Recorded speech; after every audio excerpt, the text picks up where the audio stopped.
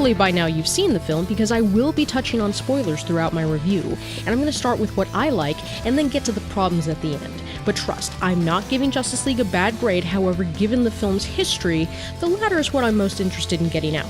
I will say up front, at the get-go, the 39% Rotten Tomatoes score, that's not right, that's not fair, that's not what the film deserves. So here's my take.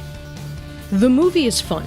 It's a truly enjoyable popcorn movie, with humor, entertainment, and stellar character interactions. Ezra Miller's The Flash was hilarious. Once Superman returns, we get the Man of Steel that we know from the comics, the corny Boy Scout.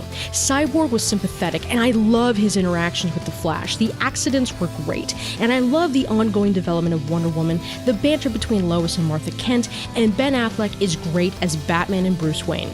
I love that he was able to land a few jokes, or 12, and Jeremy Irons gave a solid performance as Alfred. And that's the thing, they got the characters right.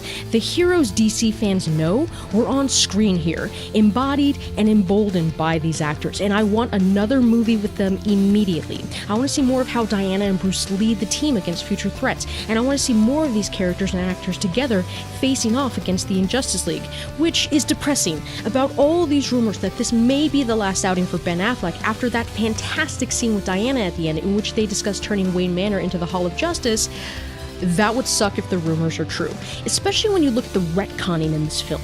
Like Bruce calling Diana out for what she said in BVS about walking away, the opening shot of the kids asking Superman how many people he saved and what he likes best about Earth, because that's a hit on the gloom and mood from Man of Steel and Batman v Superman, but all of that amounts to an opportunity for the actors to expand upon past films and develop their characterizations further.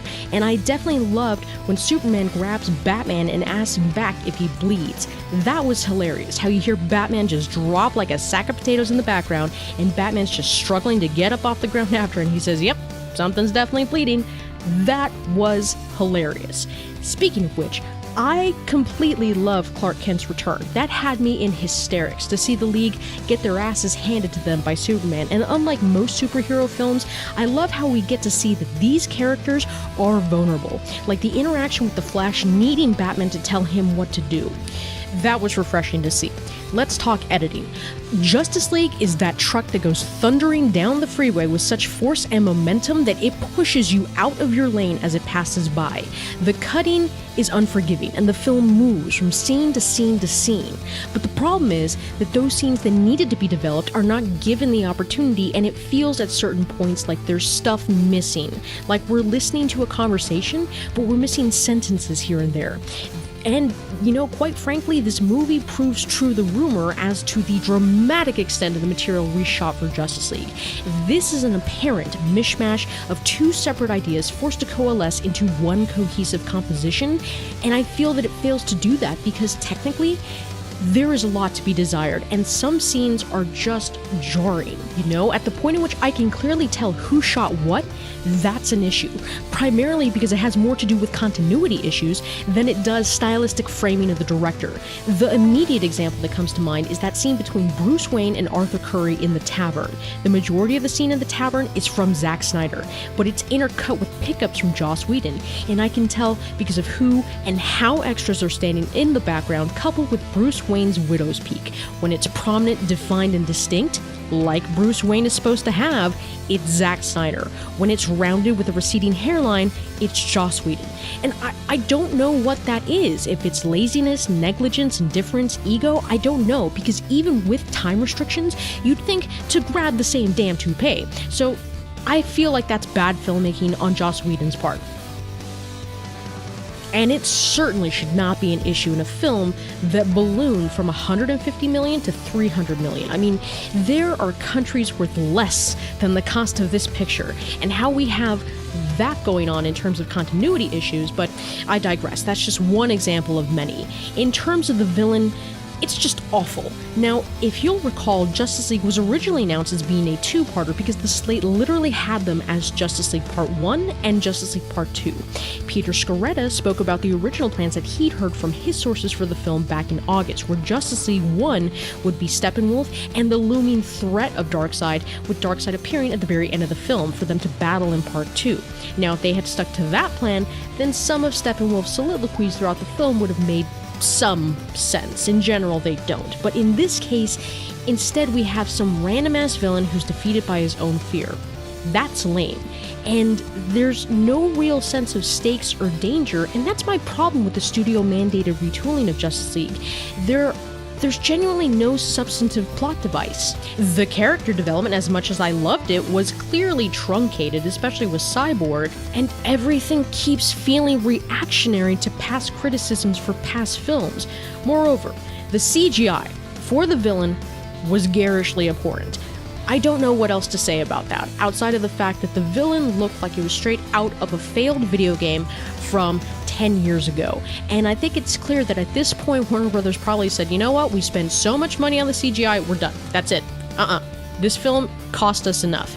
But that's problematic, because that speaks to the studio and how you can't keep doing last-minute directives and being reactionary, because then you derail your own franchise and you are the root of the problem. You are the cause of what's losing billions for this film. But finally, it was just way too early to introduce or even handle anything having to do with Jack Kirby's Fourth World. I don't know why Warner Brothers greenlit that story from the get-go, because it's too soon. We need more with the characters, we need more with the League, we need more than another alien threat that seems like it's just another doomsday thing. We want time for them to deal with actualized threats from this planet, which, looking to any of the characters' histories, they're abundant. But at the end of the day, I still had fun with a film that Warner Brothers forced to course correct mid-production. I mean, let's not forget that Geoff Johns and John Byrne came in after they'd already started filming this thing. So the fact that in spite of the production turmoil, I walked away smiling and wanting more from these characters and more from these actors, I think that speaks to the promising future of DC films.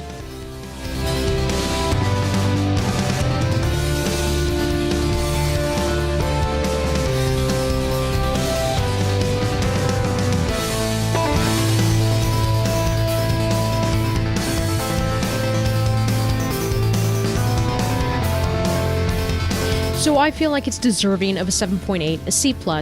Justice League is problematic, but a definite step in the right direction. And as long as Warner Brothers stays on this course, lets Geoff Johns and John Byrne steer the ship, and make sure that executives stop giving last-minute directives, future DC films will definitely have a greater box office success and hopefully critical recognition as well.